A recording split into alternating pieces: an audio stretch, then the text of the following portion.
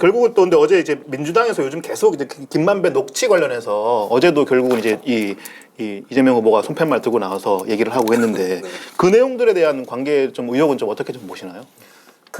이게 결국은 김만배 씨 등등이 이제 한 얘기가 녹취록이 있는 거고 정영학 씨하고 나눈 대화의 녹취록인 거고 네. 그 녹취록에 있는 얘기들이 사실인지 아닌지에 대해서는 검찰이 뭐 수사를 해야 되고 이런 상황이다 보니까 네. 근데 그게 대선 전에 뭐 사실 확인이 될 리도 없고 될 일도 없고 결국 각자 믿고 싶은 대로 믿고 끈다는 그런 얘기 아니겠어요? 네네네. 네, 뭐 그렇게 되겠죠. 뭐. 근데 어쨌든 손팻말까지 들고 나온 거는 나름의 전략이라고 생각해서 들고 나온 걸 텐데. 그러니까 대장동 개발 의혹이라는 것에 대해서 계속 윤석열 후보가 거론하고 그거를 앞에 두 차례 토론에서 이제 했잖아요. 네. 반드시 오늘도 나온다라고 이제 판단을 했을 거고 그럴 경우에는 반격을 할 수밖에 없는 것이다. 근데 네. 이전에 두 차례 토론에서는 반격이 제대로 안 됐다고 아주 판단을 했겠죠. 네.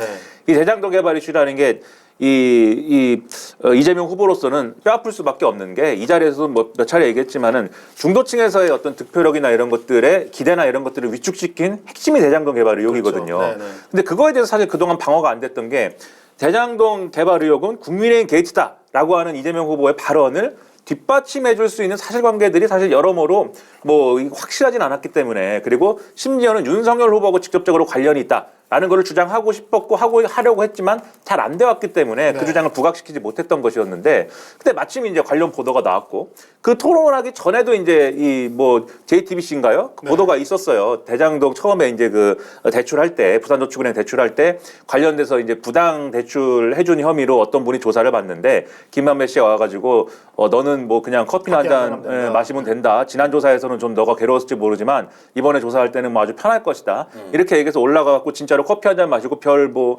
힘든 조사 아니고 끝나고 내려왔다라고 남욱이라는 사람이 검찰에서 진술했다. 뭐 이런 내용이잖아요. 그때 이제 그게. 주인 검사가 이제 윤석열 네. 그 당시 검사였고. 그렇죠. 네네. 그런 사실관계들을 부각을 하면서 대장동 개발 의혹에 대해서는 뭐 이 사업의 어떤 뭐 책임이 나에게 있다고 주장을 한다고 하지만 당신도 뭐 이 깨끗하진 않잖아. 이 얘기를 이제 하기 위한 그런 걸 굉장히 얘기하고 싶어하는 것 같아요. 네네네. 근데 저는 이게 뭐 할 수 있겠지만 한계가 있을 거라고 보는 게 약간 유권자들 사이에서는 약간 이게 이미 윤석열 후보가 굉장히 이 흠이 없고 깨끗하고 어떤 정의를 실현할 수 있는 인물이다. 이런 이미지는 이미 많이 무너졌고 네. 이미 유권자들은 약간 그 똥 묻은 게 겨 묻은 게 또는 똥 묻은 게 아니냐 이런 맥락이 좀 형성돼 있어가지고 네.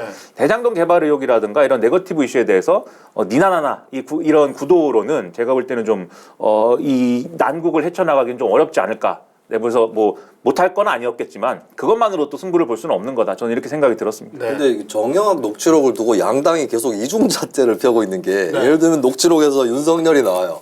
그러면 이재명 쪽에서 이것 보십시오. 정작 거론되는 건 윤석열입니다. 이렇게 되고 이제 뭐 괜히 저런 말이 나왔겠어요? 이런 투잖아요. 그러면 윤석열 쪽은 저거 다 허풍이고 저게 어떻게 뭐 신뢰도가 있습니까? 이런 식으로 대응을 해요. 네. 근데 이재명 얘기 나오잖아. 그러면 이거 보십시오. 이재명 게이트입니다. 이러고 이재명 쪽에서 저거 어떻게 믿습니까? 이렇게 나오거든요. 지금. 그럼 뭐냐고 이게 도대체. 어제도 무슨 뭐 이재명 게이트 뭐 그거 가지고 뭐 얘기하면서 네. 그 뭐 서로 처음에는 또 범죄자들마다 어떻게 믿냐고 해놓고 나중에는 네. 이재명 게이트를 거론을 했잖아요. 그렇죠. 그러니까 네. 좀 양당이 번갈아가면서 자기네 후보 이름이 나오면은 그거는 그냥 허풍인 거고 어떻게 범죄자들 말을 믿냐 이렇게 나오고 그다음에 상대방 후보 이름이 나오면은 되게 신뢰성을 실어서 얘기를 하고 있는 거거든요. 네. 그래서 이렇게 뭐 하는 이상은 저는 뭐 이 논란 가지고는 답이 안 나올 거다. 그냥 각자 믿고 싶은 거만 믿는 거예요. 이제. 네네네. 이게 오늘 아침자에 그 한국일보에서 이 2020년 총선 때 이 민주당을 지지했던 사람들이 네. 이게 이탈층들 그러니까 이 이슈에 어떤 이슈에 민감하냐라는 거를 조사를 했을 때도 그러니까 이미 이제 여전히 그 이재명 후보를 지지하는 층에서는 그 이 대장동 이슈나 뭐 이런 거나 아니 대장동 이슈가 아니라 좀 그 다른 이슈들 그 뭐 주가 조작이나 이런 부분에 네. 되게 민감하게 반응하는데 이 이탈한 그러니까 2020년 총선에서는 민주당을 지지했지만 이후에는 지금은 민주당을 지지하지 않고 있는 그 이탈층은 이 대장동 이슈에 아무런 감흥이 없다고 얘기를 하더라고요. 다른 이슈들에. 그러니까 이런 네거티브 이슈에 흔들리지 않고 있는 상황인 거죠. 거기서 표현하는 이제 이탈 민주 뭐 이렇게 표현을 했던데. 네. 그래서 그분들에게 지금 줘야 될 메시지라는 거는 이재명 후보도 그렇고 윤석열 후보도 그렇고 유력 대선 후보로서 또는 집권 여당의 후보로서 자신들이 집권했을 때 그러면 뭐 이게 어떤 걸 내가 할 것이다라는 거를 이제 체계적으로 보여줘야 되거든요. 네. 근데 두 후보 다 사실은 뭐 이재훈은 이걸 원하고 김수민은 이걸 원하니까 둘 다 들어주겠습니다. 뭐 이런 식으로 계속 접근을 하고 있고 총체적인 어떤 그림을 보여주는 데는 계속 실패하고 있어서 네. 거기다가 이제 심지어는 이제 뭐 퍼포먼스까지 서로 경쟁적으로 하고 있어가지고 막 정권 지르기 나오고 막 뭐 발차기 나오고 그걸 이제 승용권하고 이제 파동권 나오는 것만 남았습니다. 네, 그래가지고 좀 여러모로 뭐 실망이 되네요. 네. 뭐 김건희 씨 얘기를 또 잠깐 좀 하자면 이게 이 어제 토론회에서 이제 그 2010년 5월 이후에 김건희 씨가 주식 거래를 했느냐라고 이제 이재명 후보가 물어보니까 이 윤석열 후보가 5월 이후에 제 처가 주식 거래를 했었다. 손해 본 것도 있고 번 것도 있고 뭐 이렇게 대답했었는데 이전에는 이제 2011년과 2012년에는 주식 거래를 하지 않았다. 이렇게 답했다가 이제 말을 바꿨잖아요. 네. 그 부분은 좀 어떻게 보셨어요? 말을 바꾼 부분 이제 표현을 바뀐 게 이득만 본 게 아니 손해만 본 게 아니고 이득도 봤죠. 이 네, 부분인데 네, 네, 뭐 네. 이득을 본 거는 주가 조작이랑 상관이 없다. 그쪽 일당하고는 상관이 없다. 뭐 이런 표현인 것 같아요. 네. 근데 저는 윤석열 후보는 이미 이제 그 계좌 내역 공개돼서 신뢰성 의심받고 있기 때문에 그 부분을 본인이 추가로 불식하지 않는 이상은 어렵다라고 보는데 문제는 그럼 민주당이 이 문제를 제대로 준비해서 특히 어제 이재명 후보가 제대로 쳤느냐 네. 요거는 좀 아닌 것 같아요. 네네. 사실 이제 어제 보도된 내용만 잘 훑었어도 그러니까 김건희 씨가 사실 주가 조작에서 어느 정도 역할이었는지 분명하게 얘기할 수는 없는 단계입니다. 하지만 수상쩍은 부분은 분명히 있는 거거든요. 그리고 윤석열 후보가 해명을 잘못했기 때문에 수상쩍을수록 윤석열 후보한테 불리할 수밖에 없어요. 네. 그럼 몇 가지 지점만 포인트를 짚어줘도 되는 게 이 이제 윤석열 후보 쪽이 제시한 계좌 내역은 요 주가 조작에서 쉽게 얘기해서 1차 작전하고 2차 작전이 있다면 1차 작전 시기에 해당하는 거거든요. 네. 근데 사실 주가 조작의 양태나 이건 2차 작전이 더 심각했고 근데 김건희 씨가 계좌주 이걸 계좌를 맡기는 91명 중에서 유일하게 1차, 2차 작전 세력 양자에게 모두 계좌를 빌려준 사람이라는 보도가 어제 나갔었습니다. 네네. 그럼 이런 것만 짚어줘도 그러니까 윤석열 후보의 해명으로부터 계속 멀어지고 있는 그 사실 이런 것만 짚어줘도 좀 어느 정도는 공격이 될 수 있는데 이렇게 좀 분명하게 나가지 못하고 있는 거 이거는 민주당에서도 이 네거티브 포인트 놓치고 있는 게 아닌가 이렇게 보여져요. 근데 어제 윤석열 후보는 제 생각에는 아무 말도 안 한 거나 마찬가지예요. 네. 네. 아마 제가 볼 때는 도망을 갈 겁니다. 이 발언에 대해서 네. 윤석열 후보. 왜냐하면 질문이 도이치 모터스 주식을 거래했습니까가 아니에요. 질문이 주식을 했냐잖아요. 일반적인 주식을 했나는 네, 거예요. 그래서 뭐 했다. 질문이 그렇게 들어오니까 그냥 가볍게 피할 수도 있는 거예요. 네, 이득을 본 거냐? 그 이득을 본 것도 있고 손해를 본 것도 있다. 뭐 주식하는 사람도 다 똑같지. 네. 그 총액을 총액 순이익이 얼마인지 난 모른다. 그 주가 조작에 그 협력했다는 거 인정하시는 거네요. 그건 아니다. 그러니까 이게 검사와 피의자가 대화하는 방식인 거지. 네네네. 근데 이재명 후보가 검사가 된 거죠? 예, 그러니까 제가 볼 때는 나중에 이게 뭐 토론회에서 발언 가지고 논란이 되더라도 뭐 아마 그런 식으로 도망갈 것 같아요. 근데 네. 뉴스타파라든가 그다음에 이제 일부 또 이 보도가 나오는 여러 가지 이 도이치모터스 주가 조작 사건에 대한 보도를 보면 김건희 씨의 역할이 분명히 지금 이제 윤석열 후보 측에서 해명한 그런 정도의 것은 아니다 분명히 그런 의심할 수 있는 근거들이 여러 가지 나오거든요. 근데 그런 것들을 좀 적극적으로 해명을 하던가 이런 걸 해야 되는데 뭐 선거가 얼마 안 남아서 그냥 뭐 유야무야 할 수 있다고 보는 건지 네. 해명도 안 하고 그냥 뭉개고 있는 거죠. 한겨레가 좀 따끔하게 써주세요. 왜 한겨레 왜 이 의혹을 이렇게 적극적으로 나서지 않고 있습니까? 왜? 제가 지금 그쪽 담당은 아니라서 제 담당은 아니어서 공무원입니까? 아니, 저는 그 도이치모터스 내용보다 더 재밌었던 거는 이재명 후보가 그 말을 꺼내기 전에 이 사전 작업이 네. 더 웃겼어요. 제가 어제 사실 모 방송사 프로그램과 이 합의를 해서 생방송으로 실시간 채팅으로 토론을 방송을 했어요? 보면서 제가 이거 포인트를 계속 찝는 작업을 계속 했거든요. 네네네. 그래서 제가 이 기록이 당연히 남아있죠. 기록이 제가 이재명 후보 자본시장 얘기하다 도이치모터스로 넘어가는지 잘 보시라고 자본시장 얘기를 꺼낼 때 제가 느낌이 와가지고 네. 근데 바로 그냥 딱 바로 직설적으로 쳤으면 더 낫지 않았을까 싶은데 이재명 후보는 이 자본시장의 공매도가 문제가 있고 물적 분할 재상장 문제가 있고 그 다음에 주식시장 투명 여기서부터 드디어 나온다 주가 조작 이렇게 가지고 좀 근데 그게 조금 속보이더라. 어차피 도이치모터스 얘기 꺼낼 거면서 앞에 이제 이렇게 나름대로 시나리오를 짜오긴 한 것 같거나 아니면 이제 현장에서 바로 이렇게 잡아야겠다고 생각했을 수 있는데 그냥 지르는 것이 더 낫지 않았을까? 네네네. 예, 그런 느낌이 들었어요. 이재명 후보가 기본적으로 이렇게 전략 같은 것들을 할 때 이렇게 네. 되게 연민하게 뭔가를 따라서 가는데 그게 너무 좀 이렇게 눈에 드러나는 경향이 좀 있어요. 티가 나요. 예, 예, 티가 네. 나서 그게 이재명 스타일이에요. 나는 뭐 그냥 간다, 마이웨이로 간다. 네, 나는 뭐 척하는 척하지 않겠다. 그러니까 척은 하지만 그게 꼭 척이라는 것을 여러분께 뭐 말씀드리진 않겠다. 네. 그 거꾸로 윤석열 후보는 제가 봤을 때 야, 요거는 완전 전략이다라고 싶은 게 있거든요. 근데 사람들은 다 전략이 없을 거라고 생각합니다. 자, 그러면 TV 토론에서 약간 좀 벗어나가지고 결국은 이제 그저께랑 제일 이슈가 됐던 게 이제 안철수 후보와랑 이제 단일화 결렬 관련된 부분일 텐데 이 뭐 그 안철수 후보가 갑자기 긴급 기자회견을 열어서 결렬 선언을 하고 그 이후에 국민의힘은 대단히 당황했다 뭐 이런 얘기들을 하고 그 이후에도 뭐 그 오전에 윤석열 후보랑 통화를 했는데 오후에 갑자기 긴급 회견을 열어서 놀랐다거나 뭐 황당했다거나 이런 반응도 나오고 그랬잖아요. 이 사안들은 좀 어떻게 보세요? 전 국민의힘이 오판을 한 건지 아니면 그런 척하는 건지 모르겠는데 네. 협상을 풀어나가는 방식으로 임해오진 않았다고 봐요. 네네. 그러니까 안철수 후보가 제안을 한 것 자체가 굉장히 뾰족한 제안입니다. 조건들이. 여론조사 방식 다 정해놨고 네. 또 뭐 공동 이게 또 함정이 또 있어요. 공동 비전을 또 수립해야 된다고 합니다. 네. 그래서 이게 만만치 않은 조건이고 이거는 국민의당은 작년에 서울시장 선거 단일화 협상 해봤고 그다음에 안철수 후보는 10년 전에 문재인 후보하고 단일화 협상을 해봤어요. 근데 항상 후달리는 것이 상대방이 협상하는 집단이 크면 양동작전이나 이런 게 됩니다. 네. 예를 들면 협상팀이 나왔는데 협상팀에서 막 협상을 잘 해줬어요. 근데 위에서 대표가 깨버리는 겁니다. 이렇게 하면 안 돼. 그럼 협상팀 입장에서 다시 들어와서 협상을 하면서 계속 안철수 쪽을 압박할 수 있죠. 네. 이런 식으로 하면 여기서는 될지 모르는데 우리 또 깨져요. 예, 이런 식으로 되고 또 후보는 좀 물러나가지고 굿캅 역할을 맡습니다.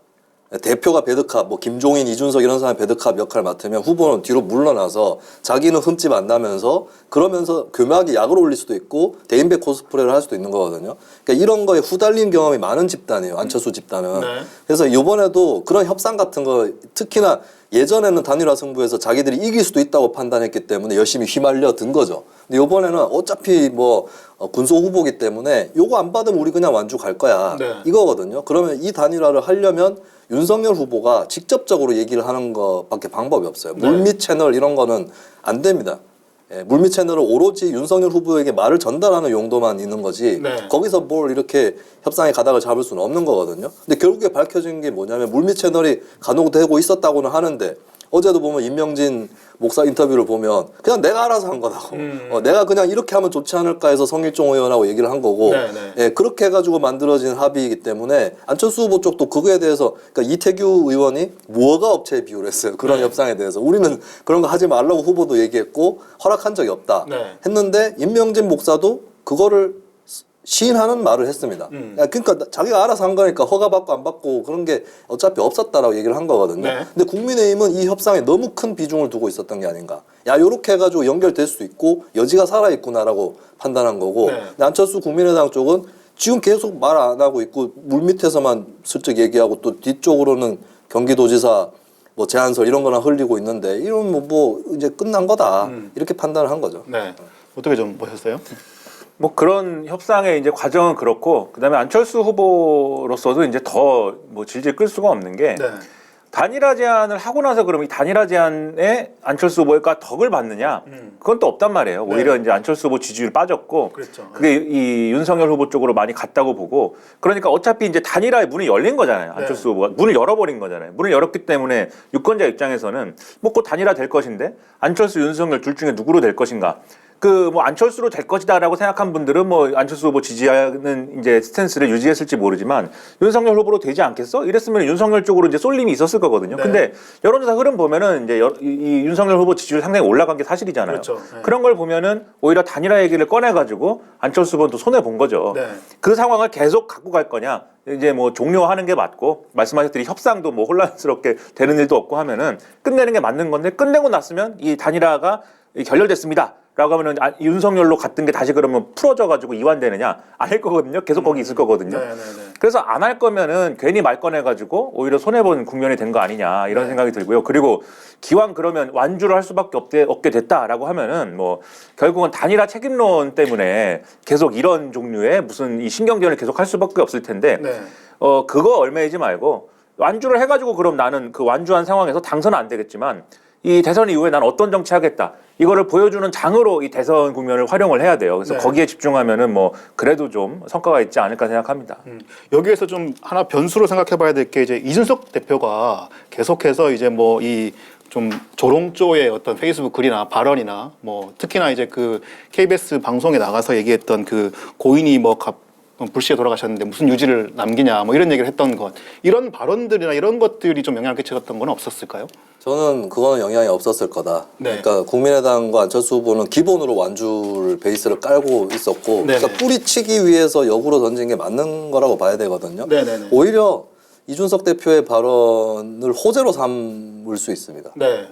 그냥 어차피 안 할 거였는데 저기서 저렇게까지 초를 쳐주니 저 자연스럽게 안 하게 되지 않았느냐. 그리고 이제 양쪽이 다 부담스럽게 생각하는 거는 어쨌든 단일화를 했으면 하는 양쪽 지지층에 걸쳐져 있는 고스펙트럼의 사람들일 텐데 이쪽을 생각해서라도 이제 결렬 책임, 안 되는 책임에 대한 공방이 또 사후에 중요한 거잖아요. 근데 이준석 대표 탓을 할 수 있게 됐다는 거, 국민의당 입장에서는. 그러니까 저는 사실 이준석 대 국민의당, 이준석 대 안철수 구도를 보면 묘한 공생 구도가 저는 분명히 있다고 봐요. 어차피 양쪽이 합칠 게 아니라면 그러니까 핑계 서로 될 수 있는 거고 자연스러워 보이고 그리고 이제 안철수 후보 쪽도 이렇게 된 이상은 국민의힘의 보수층 표밭을 잠식하는 것보다는 어차피 윤석열 안 찍을 쪽, 윤석열 싫어하는 쪽으로 확장을 해나갈 필요가 있거든요. 근데 이준석하고 싸우면 그게 도움이 될 수 있습니다. 아, 안철수는 국민의힘 편이 아니구나. 이렇게 함으로써 이제 이재명 후보 표도 잠식을 하고 이런 효과를 누릴 수 있다. 그래서 양쪽 간에 굉장히 날이 서 있고 실제로 감정적으로도 안 좋을 거예요. 근데 양쪽이 서로 죽이는 게임이라기보다는 묘하게 공생하는 측면도 있다는 거죠. 그러니까 이준석 대표 입장에서도 근데 그렇게 계속 조롱하거나 하는 이유가 있을 거잖아요. 나름 전략적인 어떤 이유가 같은 게 있지 않을까요? 뭐 이제 정사가 있고 야사가 있을 텐데.